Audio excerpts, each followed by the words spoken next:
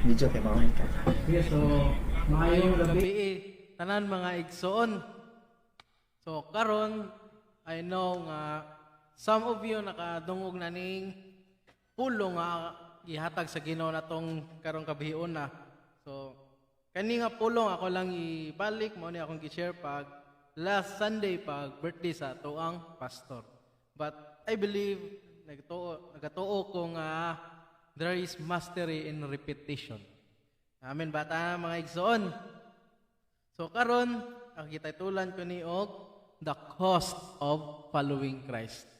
Sa makausa, the cost of following Christ.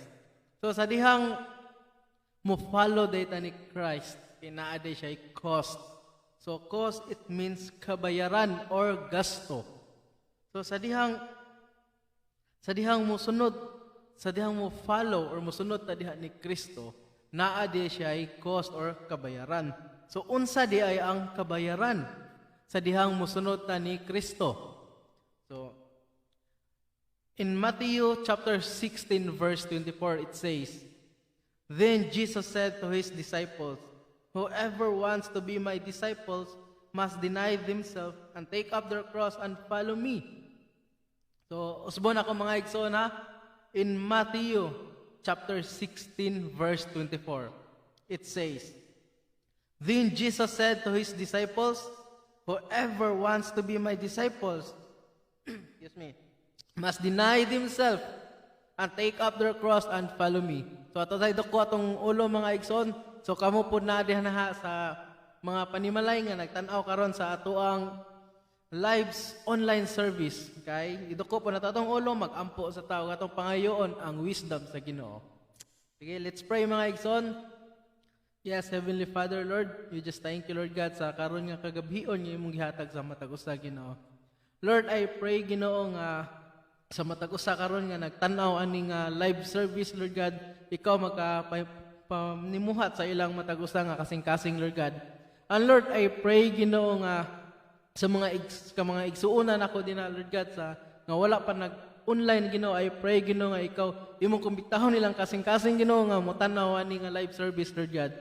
Lord, I pray, Ginoo, nga ikaw na igiandam sa matag usa kanamo, Ginoo, karong kagabi una. Lord, salamat, Ginoo, sa tanan-tanan. In Jesus' name, I pray. Amen. And so, amen. So, balik ta mga igsoon sa K-verse ha. So, title, The Cost of Following Christ. So, unsay cost sa dihang mosunod ta ni Kristo. I believe nga kitang tanan kay mga follower ni Kristo. And I believe sa matag usa nato gitawag ta nga mo follow niya. Unya sa dihang mo follow ta niya atong atong hibawon kung unsay cost sa dihang mosunod ta niya. So balik ta in Matthew chapter 16 verse 24. Then Jesus said to his disciples, whoever wants to be my disciple must deny himself and take up their cross and follow me. So sa diha di ay magpa-disciple ta ni Kristo, di ba? Or sa dihang mo-follow ta ni Kristo, kinahanglan day mga igsoon nga atong i-deny ang atong kaugalingon. So, sa gingon niya nga, kung gusto ka nga mahimong disciples nako, kung gusto ka nga musunod nako, kinahanglan nga imo usang i-deny imong kaugalingon, di ba? So, kinahanglan day mga igsoon nga sa dihang mo-follow ta ni Christ, kinahanglan nga atong i-deny atong kaugalingon. So unsa din ang deny? Ang deny mga igsoon sa Greek word kay aperniomai. So atong usbon ha, ang deny sa Greek word kay aperniomai. So unsay pasabot ana? Kay to forget oneself. So to forget oneself, lost sight of oneself and one's own interest. So kinahanglan din mga igsoon sa dihang mo follow ta ni Kristo, kinahanglan nga atong kalimtan ang atong kaugalingon. Sa dihang mosunod ta ni Kristo, kinahanglan ato kalimtan ang ato ang mga own interest. So it means mga igsoon, kung gusto ta mo follow ni Christ, kung gusto ta mo sunod ni Kristo, kung gusto ta magpa-disciple ni Kristo, it means kinahanglan nga mahimo tang selfless. So dili na ta magpaka selfish. So if we wants to be the disciple of Christ, dili na ta magpaka selfish. So it means kinahanglan nga kung unsay atong mga gitininguha or kinabitang gitanaw aning kalibutan na or unsay atong mga gustong buhaton aning kalibutan na para sa ato ang kaugalingon nga interest, kinahanglan nga ato ng kalimtan. Di ba? Aron makasunod ta ni Kristo. It means the cost of following Christ, it cost our life. So sa dihang musunod ta ni Kristo, sa dihang mo follow ta ni Kristo mga igsoon, kinahanglan di ay nga atong kalimtan ang mga gipang gusto or gitinguha nato aning kalibutan na. So it means it cost our life. So dili ta makasunod ni Kristo unless dili nato ma-deny atong kaugalingon. It means deny day kana bitawng ginaingon nato nga kinahanglan nga ma-born again ta. So dili pasabot born again nga mugawas og pagbalik sa tiyan sa ato ang mama. Ha? So it means kinahanglan nga ang atoang karaan nga pagkatao or ang atong pagkakita ato ni siyang kalimtan unya atong ilisdan og kinatong atong ilisdan atong or atong kinanggingon nga ilisdan ato ang kung nag-ilis to magkwanta, it means kanang kung nagsulob ito taghugaw nga sa nina na kung nagsulob taghugaw nga sinina kinahanglan ato gyud ang hubuon, di ba, kay hugaw na. So mag-ilis ta og bag-o nga sanina. So mao sa na diha mga igsoon sa dihang mosunod ta ni Kristo, kinahanglan nga atong limpyuhan ang atong kaugalingon. So mao na kinahanglan nga atong i-deny ang ato ang self. Kinahanglan nga magpa selfless na ta. Kinahanglan nga dili na ta magunahon na base sa ato ang kaugalingon, kundi magunahon na ta nga karon sa dihang mosunod ta ni Kristo dili na ni kita kundi ang Ginoo na ni nga naa sa atoa. So whoever wants to be my disciple must deny yourself and take up their cross and follow me. So importante nga sa dihang mosunod jud ka, you need to deny yourself. Example mga igsoon, the great examples. Usa sa pinaka ganahan jud nako nga karakter sa Bible kay si Apostle Peter. So sa diha bitawng tibaw manggita nga si Peter sa dihang nisunod siya ni Kristo, di ba? Sa dihang nisunod si Peter ni Kristo kay usa gid siya ka mangingisda. Di ba? Sa dihang nangisda to siya, unsay iyang gikuptan mga igsoon? Di ba katong net? Di ba? Before siya gitawag ni Kristo. So sa pagsunod niya ni Kristo, niingon si Kristo nga, come and follow me. Unsay gibuhat ni Peter? Iya dayong surrender ang net. Diba? Iya dayong gibiyaan ang net kay musunod siya ni Kristo. So it means katong nga net, diba? Katong nga net, it represents life. Diba? Maotay naghatag og kinabuhi ni Peter para makakaon siya or para makakwarta siya. But iya tong gibiyaan para makasunod siya ni Kristo. Diba? So ang gibuhat ni Peter, iya gideny iyang self. Diba? Iya gideny iyang self, nagpaka-selfless na siya, wala na siya magpaka-selfish. Aron makasunod siya ni Kristo. Kaya kung musunod ta ni Kristo nga napatay dala-dala, maglisod ta. Usa sa rason na bugatan ta. Diba? Samukan ta. Kung natay ginadala-dala. Kung si Peter, sa dihang nisunod siya ni Kristo, iya gidala-dala ang net, samok kayo to, di ba? Sa maningin nga gubot pa sa lukot sa dihang musunod ta nga natay dala-dalaon. So sa dihang musunod ta ni Kristo, kinahanglan nga wala na gyud tay ginadala-dala. So it means ato na gyud totally na surrender ang tanan aron makasunod ta ni Christ. Amen ba ta na mga igsoon? So usa sa pinaka nindot nga examples nga gidinay gyud niya iyang self. Walang iba. Ayan. Tagalog na yan. Ayan. Magdikita na. So, usa sa pinakanindot nga example mga igsoon sa dihang gidinay ang iyang self. Walay lain kundi si Jesus Christ. Di ba? Jesus Christ, iyang gikalimtan nga Ginoo siya. Di ba? Sa dihang naa siya dinhi sa yuta. Di ba? Unsay iyang gibuhat. Di ba?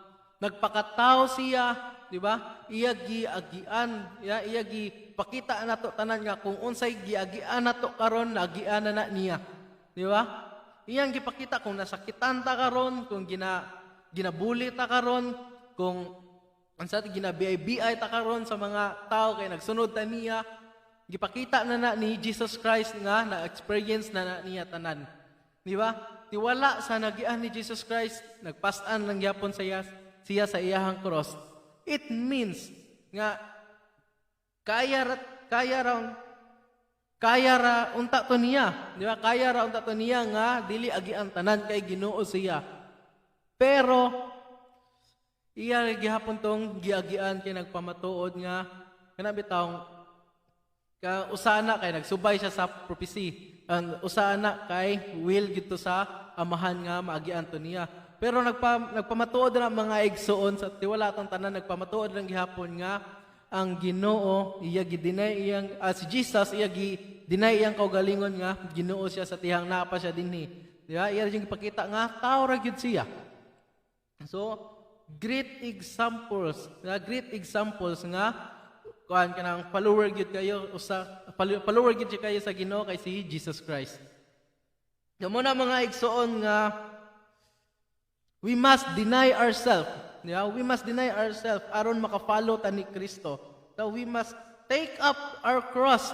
Nga sa gingon dinhi nga take up their cross and follow me. So dili ta maka-take up sa ato ang cross, dili ta maka-alsa sa kaugalingon nato nga cross unless dili nato ma-deny ang atong kaugalingon. So take up their cross, it means nga cheerfully receive and patiently bear every affliction and evil, however shameful and painful it may be, which is appointed for him. So it means mga igsoon sa take up their cross kay malipayon ta nga modawat. So unsa man itong mga dawaton, bisan unsa nga mga butang nga maabot dinhi sa tuang kinabuhi, mga kasakit, di ba? Mga BI, so gingon ganiha mga kanabitang pagpakauwaw, di ba? Mga problema, mga bayronon. Ayan. So, bisan pag maabot na si Juna o si Judith, malipayon lang gihapon tang mag-LS. Ayan. Di ba? So, ingon ana, kinahanglan nga ato gini mabir tanan, ato gini makaya tanan ng mga kasakit, mga bayronon sa motor nga tag-upat na ang bitay. Di ba? So, malipayon lang gihapon ta ana nga mangita og mga pamaagi, pinaagi sa wisdom nga ihatag sa Ginoo dinhi sa atoa. So malipayon ta tanan. Di ba? Malipayon ta tanan sa pagpuyo aning mga kalibutana. So sa dihang mosunod, sa dihang i-deny nato atong self kay makaya ra gyud ni nato tanan. Malipayon ta nga mag-alsa sa ato ang cross. Diba? Sama sa gibuhat ni Jesus Christ, sa dihang na-deny niya iyang kaugalingon, iya gyud na alsa ang iyang cross. Diba?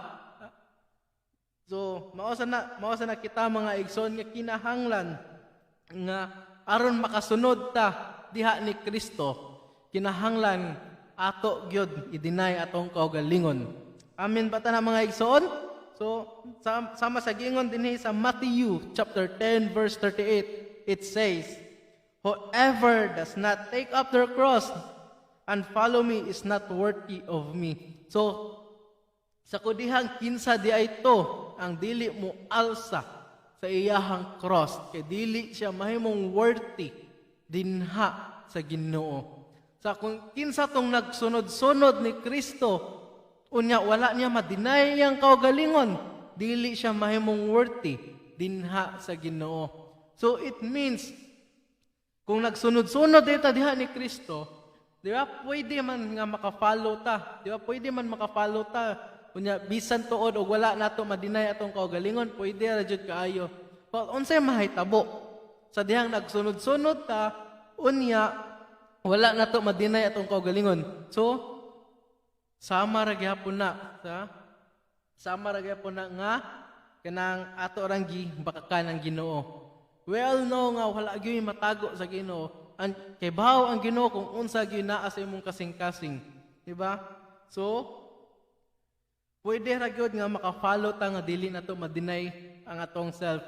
But unsay giingon diha nga dili ta worthy. Dili gyapon ta worthy kung nagsunod-sunod ta nga wala nato madinay atong kaugalingon. So it means importante kayo nga ato gyud i-surrender ang atong life. Ato gyud i-surrender ang atong life sa dihang mo follow ta ni Christ. So the cost of following Christ, it cost our life, mga igsoon. So unsay atong buhaton aron madinay nato atong kaugalingon? Diba? So naay tulo ka steps. Nga angay natong buhaton aron madinay nato ato ang self. So first kinahanglan jud ta og conviction. So unsa nang conviction? So a formal declaration that someone is guilty of a criminal or offense. So kinahanglan day aron madinay nato atong self, importante kayo mga igsoon nga naa gyud tay conviction. So sa pag-follow ni Christ, diba sa pag-follow ni Christ, importante kayo nga makabaton kita og conviction. Conviction bitaw nga kanang Lord, bukat na kayo sa akong kasing-kasing. The Lord gusto na gyud ako nga makalimtan ko ni tanan, di ba? Lord, gusto na gyud ko ako ni i-surrender totally ang kaning naa nako karon aron maka-follow ko dinha kanimo. Di ba? Conviction. Di ba? Ako mga igsoon, so little bit testimony mga igsoon sa ako ang life sa dihang wala pa ko maka-follow ni Christ, or sa dihang wala pa ko gamita sa Ginoo nga maka-share sa iyang pulong. So sa kato nga time almost sa mga kauban ako sa simbahan kay kailan naman gyud bitasa nga usa jud ko ka badlungon nga anak, di ba? Musukol sa akong papa or makisumbagay sa akong papa, di ba? So sa dihang mga igsoon, nagkuyog ko sa akong mga barkada nga nangaligo mi og dagat alas 12 sa kadlawon. Di ba? Alas 12 sa kadlawon. Nya katong nga time enjoy, di ba? Enjoy unya. Kana malipayon ra gyud. Sa dihang padong na mi uli mga igsoon kay gibirahan mi. Di ba? So gibirahan mi. Unya, pasalamat sa Ginoo pod nga sa katong nga time kay daot pa ko. So kusog jud gyapon kay mudagan. Di ba? So bahala na dihang kauban kay basta importante ako makadagan. So ingon ana. So ato nga time kay ang mga tulo sa akong barkada na nga priso. So sa dihang na nga priso sila unya naanak ko sa amua, nagdahigda ako katog kay naapoy na konsensya pod. Pero ato nga time kay naanay conviction.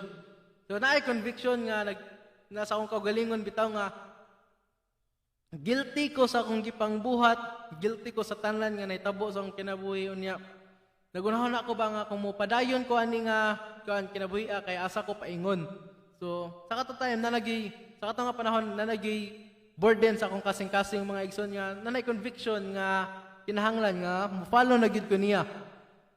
So sa dihang mga igsoon, sa dihang kato nga time nga kinahanglan nanay conviction sa akong kinabuhi nga kinahanglan na gid ko nga mo sunod din ha kaniya. So salamat sa ko sa Ginoo kay napoy gigamit Ginoo bitaw nga si Brother Johnson. So gigamit siya sa Ginoo nga kana bitawng mapaduol na ko niya. So mao to nga gipag-chat ni Brother Johnson nga gi-invite na ko dinhi sa MCA. So walay pagduha-duha nga ni kuan jud ko ni reply unya ni tando jud ko dayon kay I believe and sa kato nga time pinaagi pod sa pagampo siguro na poy nagampo nako nga kana bitawng mapaduol ko sa Ginoo. So mao to nga naabot ko dinhi sa aning simbahana. So pinaagi na mga igsoon kato ako jud na deny akong kaugalingon unya nagpa-encounter ko, nagpa-kudos ko. So pinaagi na mga igsoon, naka-follow jud ko ni Christ. So importante gyud guys, sa dihang mo follow ta ni Christ, kinahanglan kita og conviction. Di ba? So dili na pa matuod mga igsoon nga kung convictar na ka kay pasabot ana na kay sala. So the convictions not only implies the exposure of sin.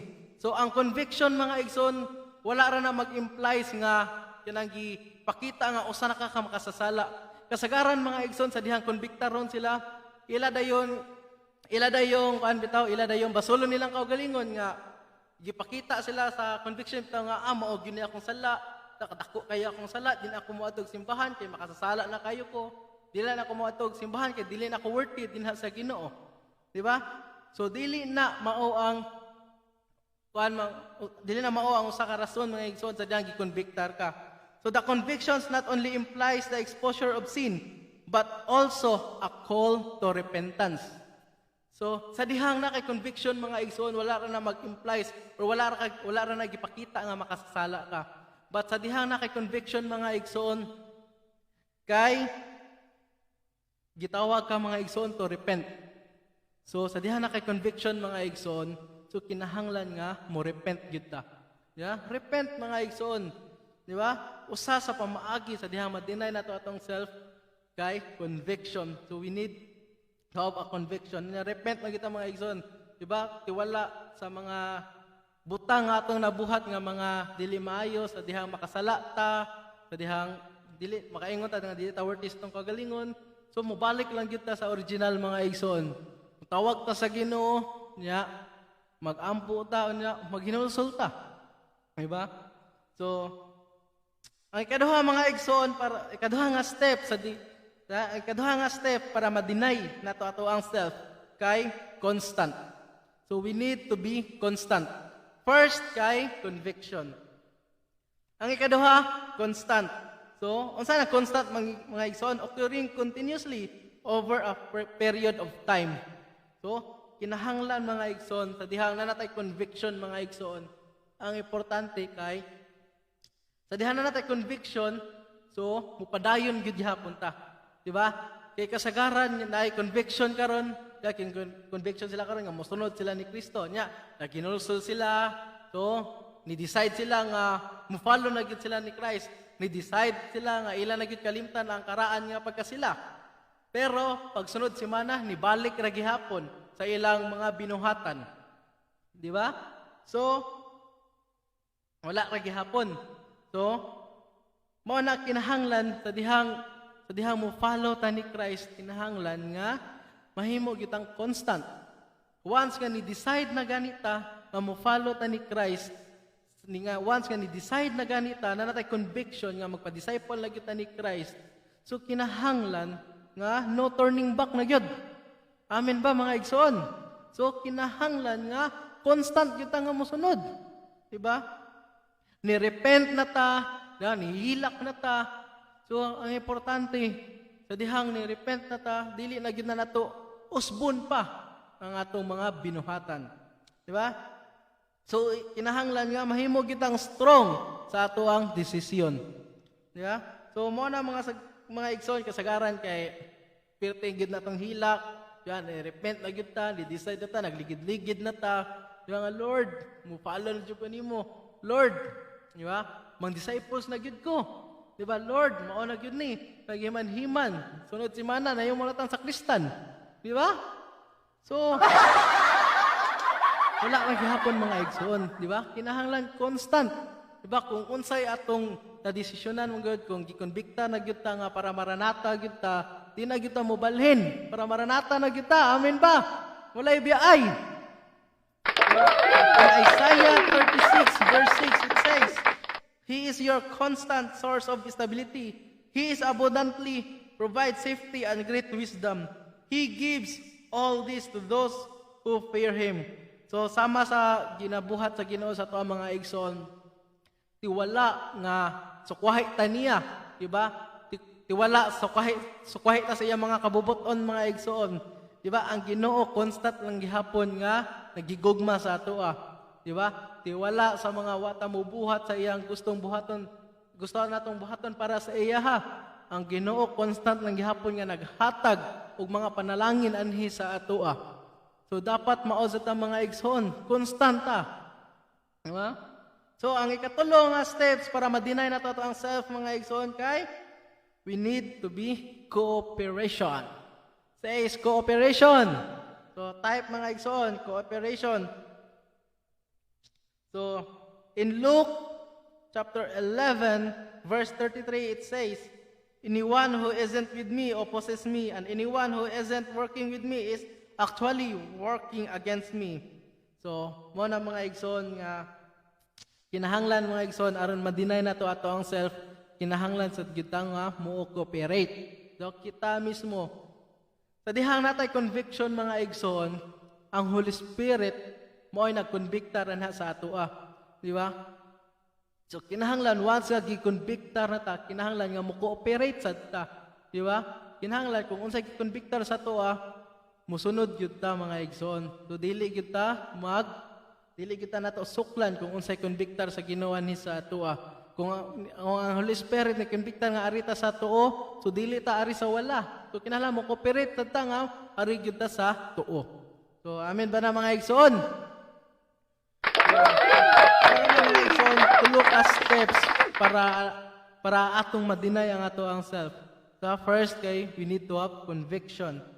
Ang ikaduha, constant. Ang ikatulo, cooperation.